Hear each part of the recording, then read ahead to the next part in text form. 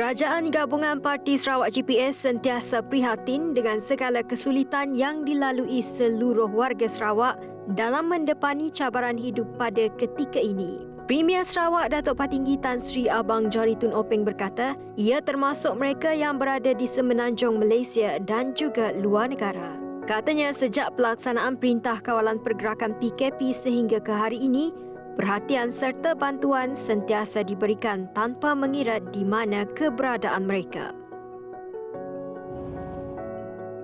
Pusat Jantung Sarawak di Samarahan dijangka akan menjadi lokasi untuk menempatkan Pusat Kanser Sarawak seperti dirancang kerajaan negeri sebelum ini. Timbalan Premier Datuk Seri Dr. Sim Kui Hian berkata, ini kerana kawasan itu mempunyai fasiliti kesihatan serba lengkap yang sesuai untuk menempatkan pusat kanser berkenaan. Beliau menjelaskan ia akan menjadi kawasan yang amat penting bagi Sarawak dari segi penyelidikan dan juga penjagaan kesihatan.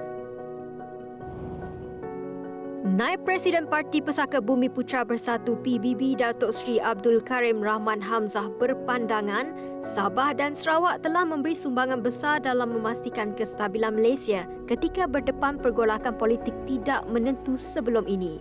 Sehubungan itu, beliau secara peribadi berpandangan adalah wajar dipertimbangkan supaya wakil Sabah dan Sarawak mempunyai jawatan tinggi dalam pentadbiran negara. Abdul Karim yang juga Menteri Pelancongan, Industri Kreatif dan Seni Persembahan berkata demikian ketika diminta mengulas mengenai kepentingan Gabungan Parti Sarawak GPS memiliki wakil dalam pentadbiran Kerajaan Malaysia selepas pilihan raya umum ke-15 PRU15 kelak.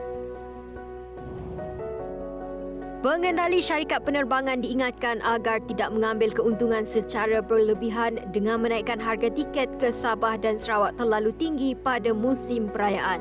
Demikian tegas Perdana Menteri Datuk Seri Ismail Sabri Yaakob berhubung harga tiket berkenaan dikatakan naik sehingga 500% pada musim perayaan. Beliau juga menyifatkan perkara tersebut sebagai tindakan keterlaluan kerana rakyat tidak mempunyai alternatif untuk ke negeri-negeri berkenaan selain dengan menaiki kapal terbang. Sehubungan itu, beliau meminta Menteri Perdagangan Dalam Negeri dan Hal Ehwal Pengguna KPDNHEP Datuk Seri Alexander Nantalinggi untuk meneliti jika berlaku pelanggaran di bawah Akta Kawalan Harga dan Anti Pencatutan AKHAP 2011 dalam kenaikan harga tiket tersebut. Terpedaya dengan iklan jawatan kosong di laman sosial Facebook, seorang pelajar perempuan Institusi Pengajian Tinggi Awam IPTA di Mukah kerugian sebanyak RM2,222. Menjelaskan perkara itu, Ketua Polis Daerah Mukah, Deputi Superintendent Muhammad Rizal Alias berkata, mangsa berusia 18 tahun itu melihat satu iklan halaman e-dagang yang menawarkan kerja sampingan sebagai kerani pemproses dalam talian dengan pulangan komisen yang lumayan sebanyak 15% daripada setiap barangan yang dibeli melalui Zalora.